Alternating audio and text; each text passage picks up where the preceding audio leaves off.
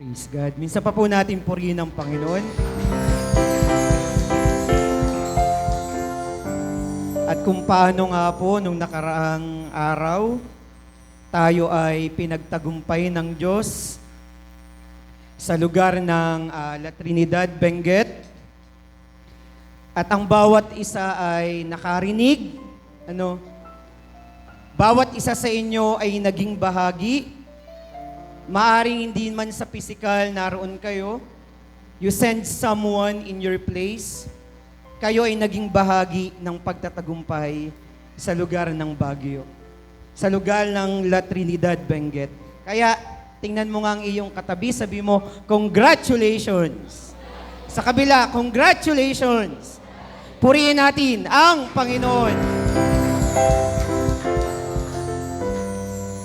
At ngayon po, ay ako ang naatasan na magbigay ng susi sa araw na ito. Meron po akong ilang katanungan sa bawat isa sa inyo. Do you really know who your God is? Do you really know who your God is? Anong sagot? Anong sagot? Amen. Do you really know that God wants to help you? Anong sagot? Amen. Kailangan makilala mo kung sino ang Diyos na iyong pinaglilingkuran. Kailangan mong malaman na nais ka ng Diyos na tulungan. Kaya nga po, ang ating susi sa araw na ito ay, basahin nga po nating lahat, I really know God will help me. One thing I know, or one thing you should know, is your needs exist to be met. Iyan ang isang bagay na alam ko at kailangan niyong malaman.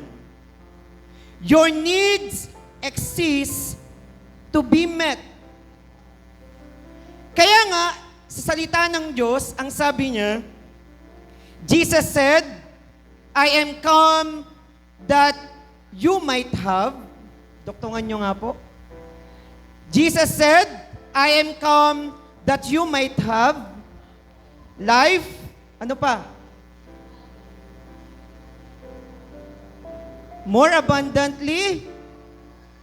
Nais ng Diyos na hindi ka lang magkaroon ng buhay. Nais rin ng Diyos na ikay makaranas ng kasaganaan ng buhay. Nais ng Diyos na magkaroon ka ng pagpapala, kagalingan sa iyong karamdaman. Ikaw ay magtagumpay. Lahat ng mabuti, ito ang plano at nais ng Diyos sa iyo at sa aking buhay. Kaya nga, God is responsible for you. Sabi mo sa iyong katabi, God is responsible for you. Pero ang tao, hindi responsible sa Panginoon. God is responsible for you. At anong kaisipan ng mga tao na kung saan ay hindi nila kilala ang Diyos? Wala silang intimacy. Sabi nga ng Pastor Riner, confused. Ang mga taong hindi nakakakilala o nakikilala ang Diyos na ating pinaglilingkuran. Kaya alam niyo po, ang tao, kapag siya ay dumaan sa problema, yung mga taong hindi nakakakilala sa Kanya, anong sinasabi niya? Tingnan mo, ito ang ginawa ng Diyos sa aking buhay at sa aking sambahayan. Confused. Akala niya, kalooban yun ng Diyos. Kapag dumating ang sakit, karamdaman, aksidente, ang sinasabi nila, this is the will of God. Iyon yung mga tao na walang pagkakakilanlan or walang relasyon sa ating Panginoon. They are confused. Ngunit, ang mga taong ay nasa kalooban ng Diyos, kilala ang Diyos, alam nila ang salita ng Diyos.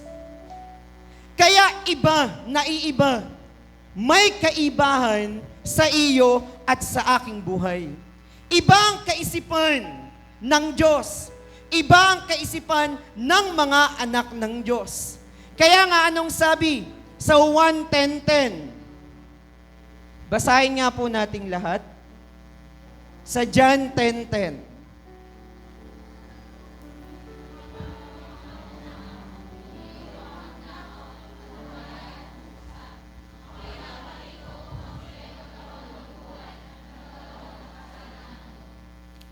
So, hindi kalooban ng Diyos na ikaw ay manakawan, ikaw ay mamatay, hindi ikaw ay mapuksa. Ang kalooban ng Diyos, ikaw ay magkaroon ng buhay at ng kasaganaan ng buhay. And that's the will of God. Hindi tayo mako-confused because we know kung ano ang kalooban at ang salita ng Diyos. Kaya nga na ang mga disipulo ng Panginoon, nais nilang magkaroon ng kaguluhan.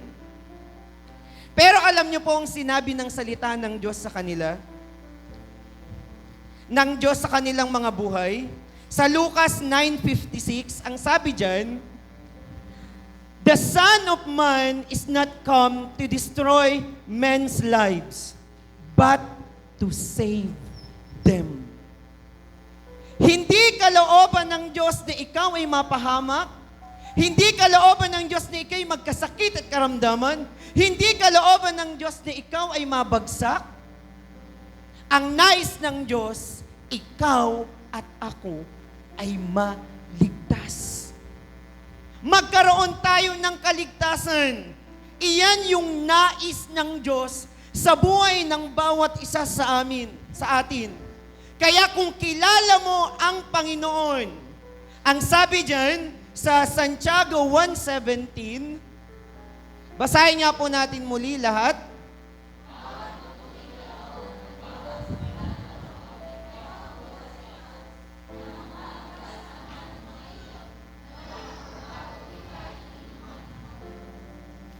Kapag kilala mo ang Diyos, malalaman mo ng lahat ng mabuting bagay, lahat ng nararanasan mo na mabuting bagay, kaloob, alam mo na ito'y buhat sa Diyos.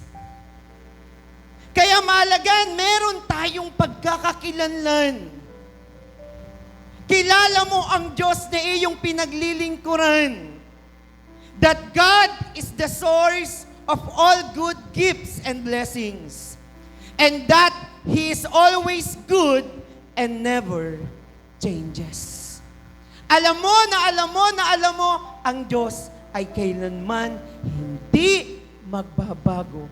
Lahat ng mabuti ay nais niya na iparanas sa iyo at sa aking buhay. Purihin natin ang Panginoon.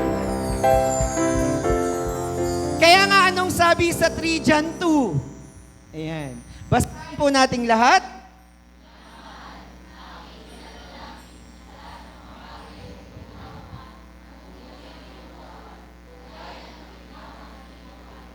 Sino yung minamahal? Ikaw, ako, na naririto. Idinadalangin. Ibig sabihin sa lahat ng bagay, all aspects ng ating buhay. Anumang mayroon ka, anumang nasa sa iyo, maging sa physical man yan, sa spiritual man yan, emotional man yan, financial man yan, nais ng Diyos na ikaw ay bumuti. Nais ng Diyos na ikaw ay guminhawa. Kaya ito yung kalooban ng Diyos, mga kapatid, sa buhay ng bawat isa sa atin. Kaya nga po, kung inyong nabasa na ang parable ng prodigal son, alam nyo naman na po yung kwentong yun.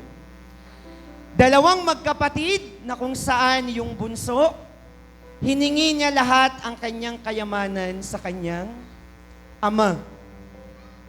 At matapos itong maibigay sa kanya, anong ginawa niya? Di ba?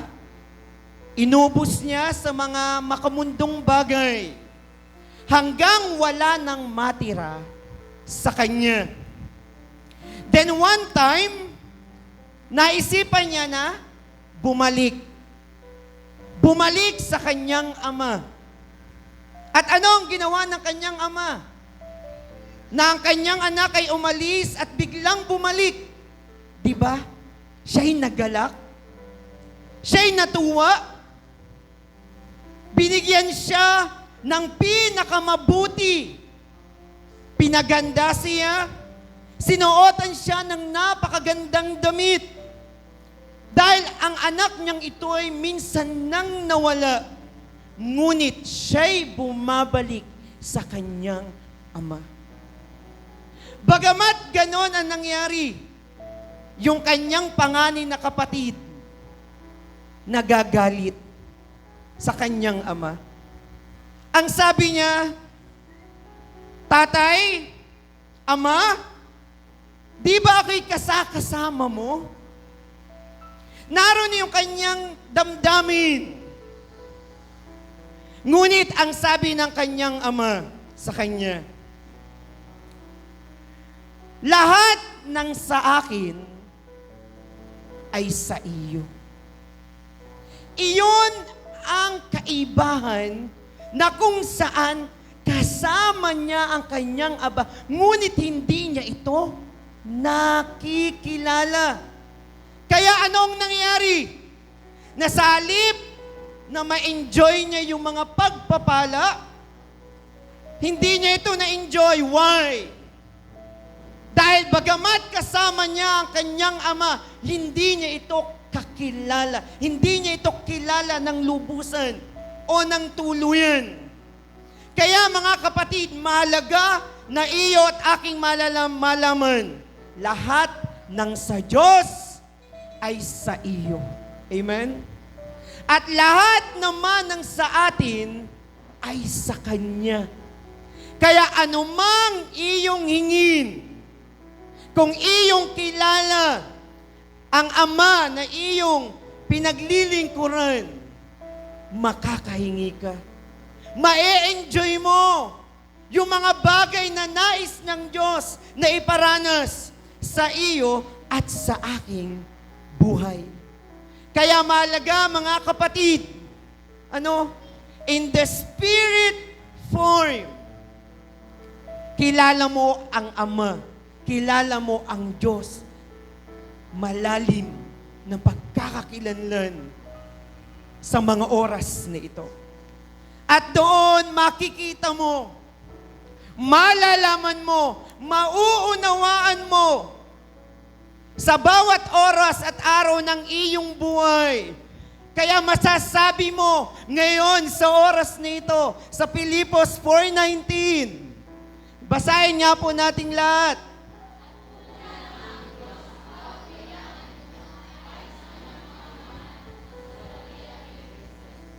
Lahat. At pupunan ng Diyos ang lahat ng mga bagay. Mind, body, spirit, soul. All that you need right now. Ito ay pupunan ng Diyos sa iyo at sa aking buhay. Purihin natin ang Panginoon.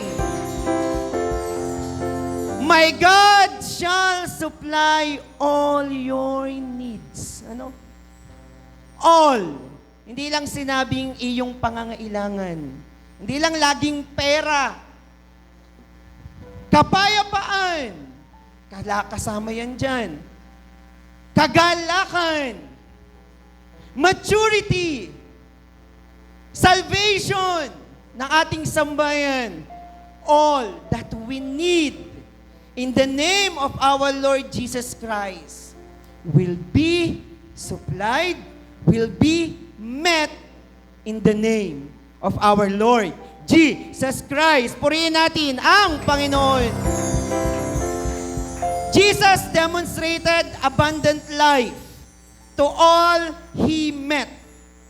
He taught in terms of their needs being met, their sicknesses being healed, things they had been denied, being restored to them. Meron ba kayong mga bagay na nawala? Ninakaw? Nawala sa inyong buhay? Ire-restore ito ng Diyos sa bawat isa sa atin. Torments they had brought on themselves being relieved, and the curse of sin over them being removed. He came. God came in the form of their needs. And Jesus looked on a need differently. Most people today see their needs and become negative. Ano? Ang mga tao, minsan mga mananampalataya, kapag dumadaan sa problema, minsan hindi naiiwasan na maging negatibo. Tatanungin, bakit nangyari ito sa aking buhay? What have I done to deserve it? Yan yung kaisipan ng mga taong hindi kilala ang Diyos na pinaglilingkuran natin. Jesus looks on a need in the most positive way to Him. Kaya nga, ngayon sa pananampalataya, masasabi natin sa oras nito, a need exists to be met. Kaya huwag tayong matatakot kung mayroon ka mang ngayong pangangailangan. Because you know that you know that you know that God is our source. He will meet all our needs. Purihin natin ang Panginoon. Hallelujah! Oh, hallelujah! Kaya iyan ang sinasabi ng salita ng Diyos. God shall supply all your need. Alam niyo po yung salitang shall? It's a strong word. It's a must. In other words, the moment your need faces you, ang sabi po dyan, God shall supply promise goes into effect. God shall supply promise goes into effect. This is something you need to know and get positive about. No need should intimidate or bully you. In Christ, if Christ is first in your life, kung ang Diyos ang pangunahin sa iyong buhay, and you are giving to Him, kapag pala ang Diyos ang pangunahin sa iyong buhay, kapag ikaw ay nag-aasik sa Kanya, you are in connection. Parang sa ikaw ay saksakan, ano? Yung pansaksak, naka-plug in ka sa source system. You are plugged in. God will answer you. You should be expecting what a difference this makes in your attitude. Kaya, be connected. Be plugged in to your source. Kaya tandaan nyo mga kapatid, anumang ginawa mo sa Diyos, ay ginagawa mo sa iyong sarili. Anumang ginawa mo sa Diyos, ay ginawa mo sa iyong sarili. Naunawaan po ba natin? Kung ikaw ay nagasik, ginagawa mo yun sa Panginoon, ginagawa mo yun sa sarili mo. This God will give you what you need. Nagbigay ka ng oras sa Panginoon, God will remember you. Nagasik ka ng oras sa pagtulong sa paggagawa ng church. When you build God's house, He will build yours. Kaya lahat ng ating ginagawa para sa Panginoon, ito'y ginagawa natin sa ating mga sarili. Kaya mga kapatid, sa oras nito, hayaan mo na ang salitang ito ng Diyos ang patuloy na kumilos, pumukaw sa ating isip at sa ating puso. Ang Pilipos 4:19. Basahin nga po nating lahat.